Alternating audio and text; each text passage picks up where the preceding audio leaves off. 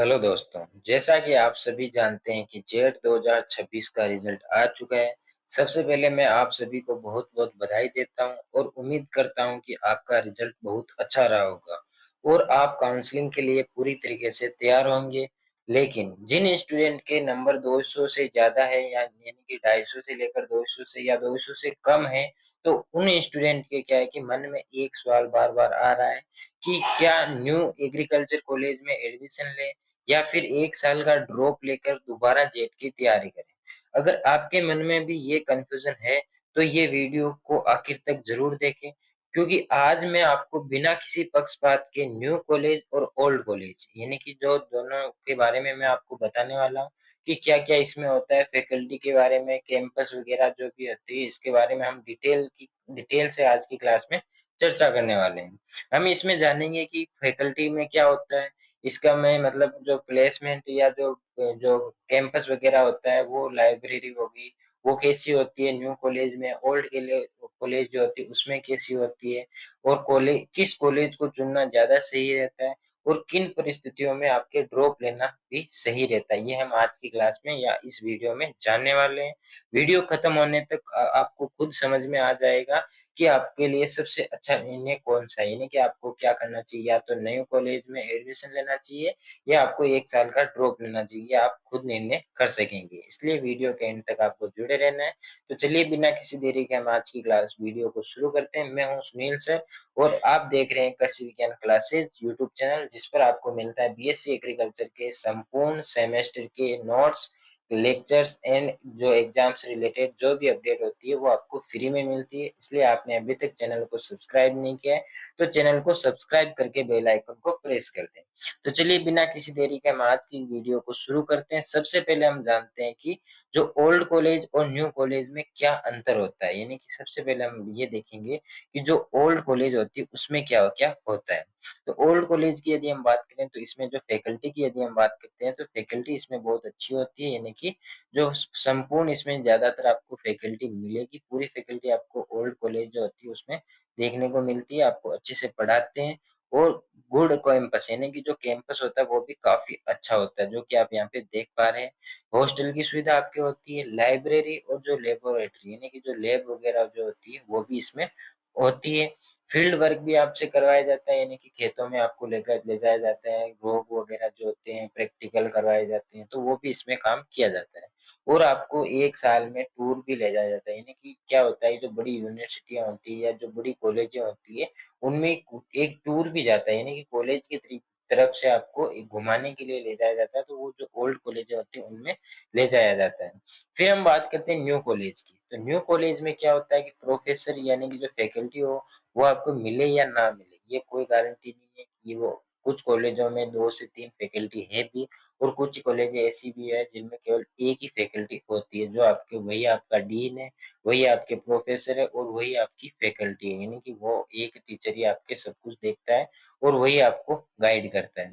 Good campus यानी कि कुछ जो नई कॉलेजें होती हैं उनमें कुछ ऐसी भी कॉलेज हैं जिनका नया कैंपस जो होता है उनमें शिफ्ट कर दिया है, वहाँ पे जो क्लासें होती है वो रेगुलर चल रही है। और कुछ जो कॉलेजें ऐसी है जहाँ पे कैंपस बंद तो गया है लेकिन वहाँ पे अभी जो लेक्चर होते हैं या जो क्लासें होती है वो रेगुलर रूप से चालू नहीं हो पाई है।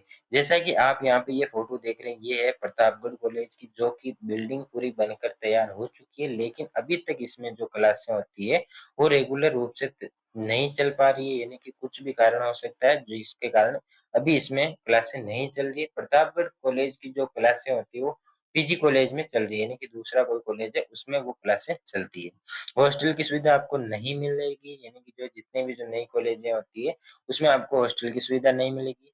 लेबोरेटरी यानी कि जो लैब वगैरह हो गई, लाइब्रेरी वगैरह जो होती है वो भी आपको, इसकी सुविधा भी आपको बिल्कुल नहीं मिलेगी। फील्ड वर्क आपको देखने को नहीं मिलेगा, यानी कि वहाँ पे जब बिल्डिंग ही नहीं है तो आप फील्ड वर्क कहाँ करेंगे?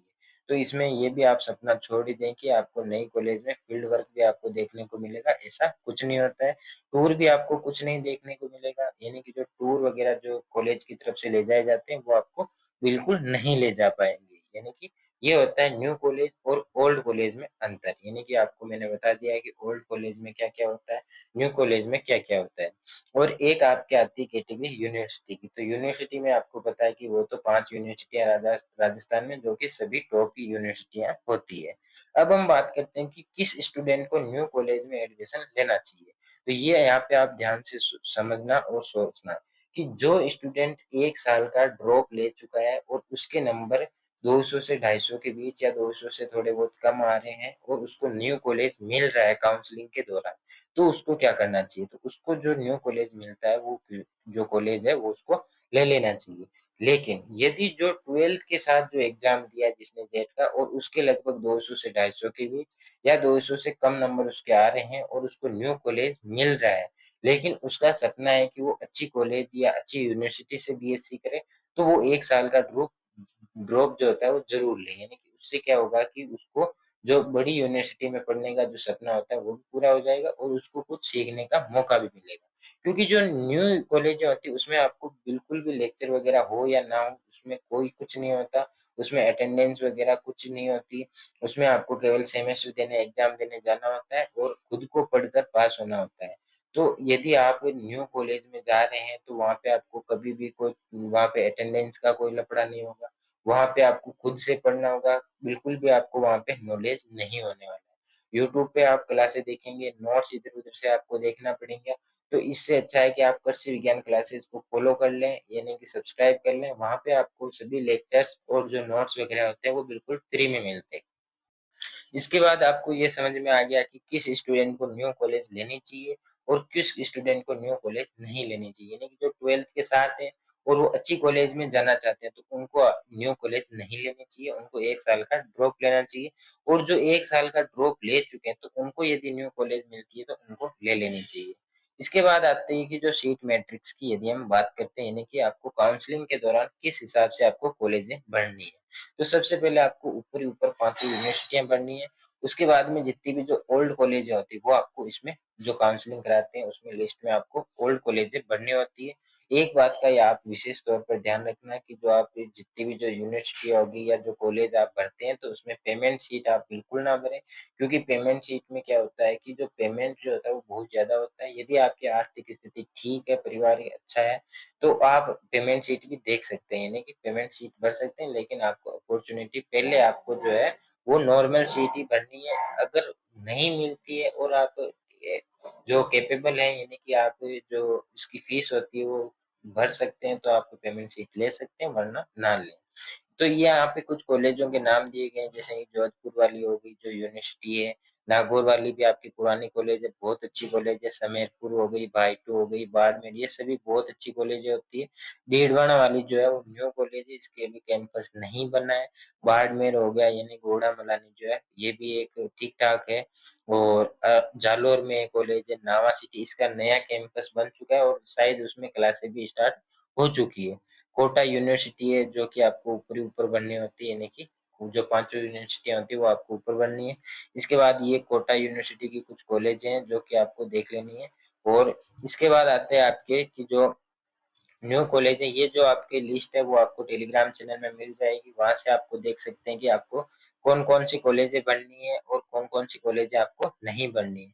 तो आपको ऊपर ही ऊपर तो आपको जो यूनिवर्सिटी होती है वो बननी है, उसके बाद जो ओल्ड कॉलेज होती है वो बननी है, इसके बाद जो आपको न्यू कॉलेज आपको इस हिसाब से बननी है जो आपके नजदीक हो वो कॉलेज आपको इसमें फिल करनी है, यानी कि जो लिस्ट होती है उसमें आपको देख लेना। जैसे कि कोई नागौर का स्टूडेंट, तो जो नागौर के आसपास के जो डिस्ट्रिक्ट होते हैं जिससे सीमा लगती है, तो उन कॉलेजों को आपको प्राथमिकता देनी है, ताकि आपको एक तो न्यू कॉलेज मिल जाए, फिर वही कॉलेज आपको बहुत दूर मिल जाए तो क्या है कि स्टूडेंट बहुत परेशान हो जाता है, जिससे अच्छा है कि आप जो न्यू कॉलेज भरते हैं वो थोड़ी पास की ही भरें, ताकि आपको कॉलेज ज्यादा दूर ना मिले।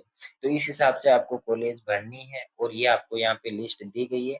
काउंसलिंग आपको किस हिसाब से करनी है, फॉर्म कैसे भरना है, वो आप हम नेक्स्ट वीडियो में बात करेंगे। और यदि आपको ये वीडियो अच्छा लगा हो, इससे आपको पता चला हो कि आपको ओल्ड कॉलेज लेनी चाहिए या न्यू कॉलेज में एडमिशन लेना चाहिए, किस स्टूडेंट को न्यू कॉलेज में एडमिशन लेना चाहिए, यदि आपको इससे कुछ हेल्प मिली हो तो वीडियो को लाइक करके अपने साथियों के साथ शेयर जरूर करें और आप कमेंट में जरूर बताएं कि आपके जेट में जेट जेट 2026 में कितने मार्क्स आपके आ रहे हैं, ये आप कमेंट करके ज़रूर बताना। और आपको जो ये लिस्ट है वो आपको टेलीग्राम चैनल में मिल जाएगी। वहाँ पे आपको ये जो लिस्ट मिलेगी उसमें आपको हर एक चीज़ मिलेगी कि किस यूनिवर्सिटी में कितनी पेमेंट की सीटें हैं, कितनी फीस है, हॉस्टल की सुविधा है या नहीं है, वो सब आपको वहाँ पे लिस्ट में मिल जाएगा। तो टेलीग्राम चैनल को ज्वाइन करना बिल्कुल ना भूलें। टेलीग्राम चैनल की जो लिंक है वो डिस्क्रिप्शन में दे रहा हूँ, वहाँ से आप टेलीग्राम चैनल को ज्वाइन कर सकते हैं। और नेक्स्ट जल्दी मिलेंगे हम नेक्स्ट वीडियो के साथ, जिसमें हम बताएंगे कि काउंसलिंग फॉर्म आपको कैसे फिल करना है, किन किन बातों का ध्यान रखना है और कौन कौन से डॉक्यूमेंट जो होते हैं वो उसमें लगने वाले हैं। तो जल्दी मिलेंगे हम नए वीडियो के साथ नए टॉपिक में। तब तक के लिए धन्यवाद। जय जवान जय किसान साथियों।